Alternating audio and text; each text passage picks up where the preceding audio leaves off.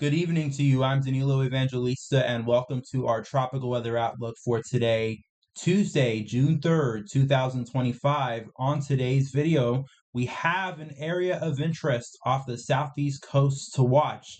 I've been talking about it a little bit over the past several days, and there's been a lot of chatter, and now the National Hurricane Center is actually monitoring an area off the southeast coast. They actually designated it yesterday afternoon, but I only just got around to talking about it this evening. So let's dive into it.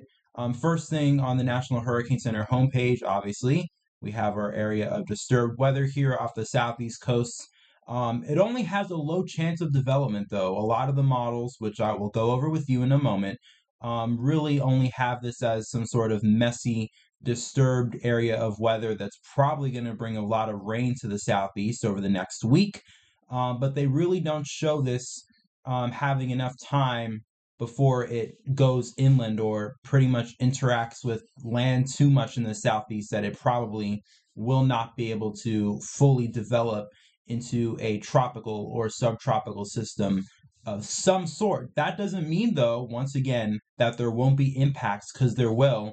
There's going to be a lot of heavy rain with it, and I'll go over with you those impacts in just a moment. But really quickly, let's go to the Eastern Pacific, because we do have another area of interest there. This has a high chance of development over the next week. However, over the next 48 hours, no development yet expected with this area of interest. I've been talking about with you guys for the last several weeks. The Eastern Pacific is probably going to remain active throughout most of the month this month, as once again we have favorable conditions in place. And obviously last week we had Tropical Storm Alvin, and we're probably not far away from having our second tropical storm in the Pacific. That name, of course, would be Barbara.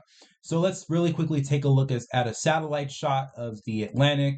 And this is actually the water vapor, and I forgot to put this image into a separate tab. Here we go, into a separate tab away from all the rest of the mess of the website. But here you can see this is the water vapor imagery of the Atlantic. And you notice, for one, there's lots of dry air out here in the eastern and central and western MDR, which is once again why we don't look at development this time of year in the Atlantic. But I really want to focus your attention here, especially in the western Atlantic, over Florida and over the Bahamas. So look at all this moisture we have here. This is associated with our area of interest that the National Hurricane Center has tagged. Lots of rain over the Bahamas and Florida today. And I'll show you in general over the southeast over the next 7 days. This is the precipitation forecast over the next 7 days.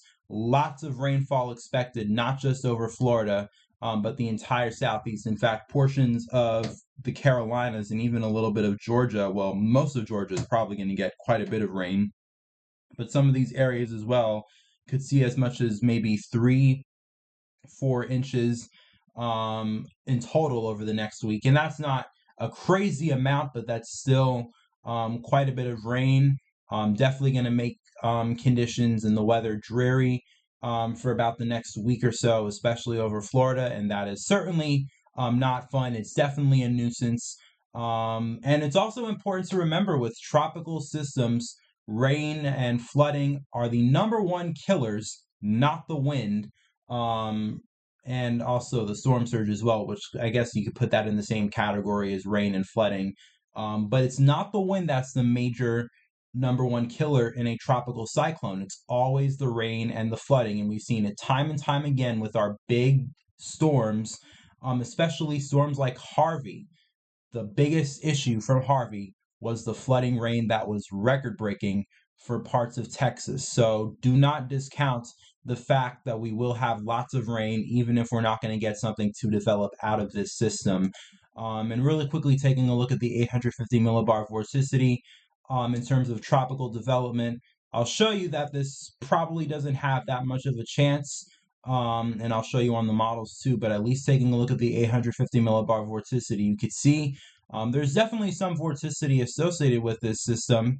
I mean, this is generally a part of an overall front that's off the East Coast. This is kind of the southern tail end of the front. And obviously, we have lots in the way of thunderstorms, gusty winds, and heavy rain. But in terms of vorticity, spin in the atmosphere, it's there. But as you could clearly see by the 850 millibar vorticity map, it's all stretched out, definitely nowhere near the organized amount that you would look for if you are looking at a system that might potentially develop. Sea surface temperatures are there, though, especially off the southeast coast. We're starting to get some of these sea surface temperature values more ideal for tropical development. In fact, you're starting to see some of these 28s beginning to fill in along the Gulf Stream, which is right off the southeast coast. Right off the shelf water, still a little bit cooler, still just below 26 degrees Celsius, or, lower 80s, upper 70s in Fahrenheit. That's probably going to warm up, though, over the next several weeks as we now get into June and July. And definitely by the time we get to August and September, the entire southeast coast will probably be very toasty, and water temperatures will be more than warm enough for development to occur off the southeast coast by then. But even right now, it could still happen. And of course, we've had years where we've had development, especially in the form of quick systems, quick spin ups off the southeast coast, in the form of these frontal systems, with the tail end of the front breaking off and developing its own little low pressure. We had that quite a bit, especially in years like 2020, and then the storms would eventually go on to develop from the warm waters of the Gulf Stream and become named systems, which is why this definitely does have some interest. But as I'll show you here with the models, not really too sure about this one. In fact, we'll show you the 18Z GFS run. And I'll show you over the next 24 hours, you could see all of this vorticity that we generally have over Florida and the Bahamas. Notice where it goes over the next 24 hours. It stays very close to the coast here along the southeast. And then it tries to emerge back out over the Carolinas around 2 or 3 days from now. But it really just doesn't organize. You could just clearly see in the 850 millibar vorticity, it definitely does not look like, especially this signature that you have here in the Eastern Pacific, which of course is associated with our area of interest here that has a 70% chance. It definitely does not look like this. And that looks like a pretty bona fide developing tropical storm there in the Eastern Pacific. We do not have that off the southeast coast. So once again, the biggest thing that this probably will be is just a big rainmaker for those along the southeast for the rest of this week into the weekend. And then we move out to the next 7 days. Not much happening, although the GFS still indicating potentially some development occurring here in the Caribbean and near Central America, associated generally with this Central American gyre pattern, generally a part of more favorable conditions that we've been talking about for weeks, that was going to occur around this time as we head into June. Although the other models are not yet really on to showing development like the GFS has, and we know how crazy the GFS has been, especially over the last several days. Pretty much every run spinning something up in the Western Caribbean and then chucking it into the Gulf as this major powerhouse hurricane. Obviously not going to happen, but still we need to watch the Western Caribbean and generally the Caribbean and Gulf. I've been mentioning over the last several weeks, conditions are definitely more favorable right now. We have the MJO setting up in the Atlantic and the Western Hemisphere as a whole, including the Eastern Pacific, which is why we have a lot of activity there.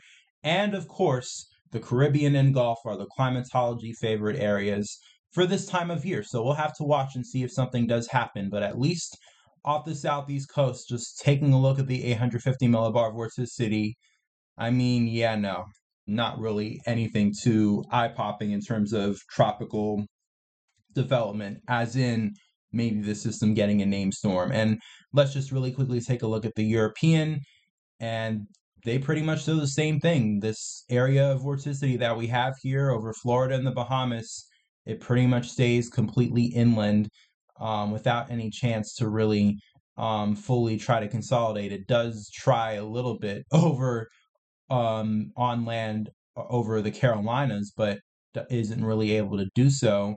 And I mean, it still tries, but then at least in the Europeans' case, it ends up very, very far north. This is probably farther north than the Gulf Stream, so it would probably then move into cooler waters and not be able to develop. Still an area of interest nonetheless. We'll obviously watch it over the next several days to see if it does still try to develop.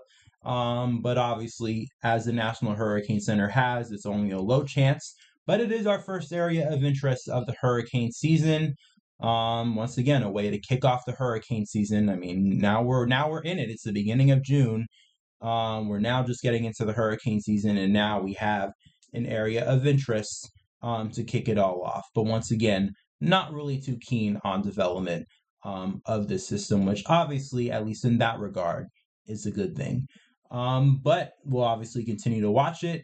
But that is it for today's video. Not much else to go over besides that. Obviously, we'll continue to watch this area of interest, and I'll be back, of course, tomorrow with another tropical weather outlook. Again, I'm doing these videos every single day now that we're in hurricane season. So if you want to stay tuned for tomorrow's outlook, and if you're not already yet subscribed to the channel, I would really appreciate it if you take the time to subscribe right now. Like this video if you found it interesting, comment your thoughts below, and also share this video with family and friends that you think might find this kind of content interesting. Thanks for watching. Stay safe. Enjoy the rest of your evening. Peace, love, and kindness to you all. I will see you back here tomorrow.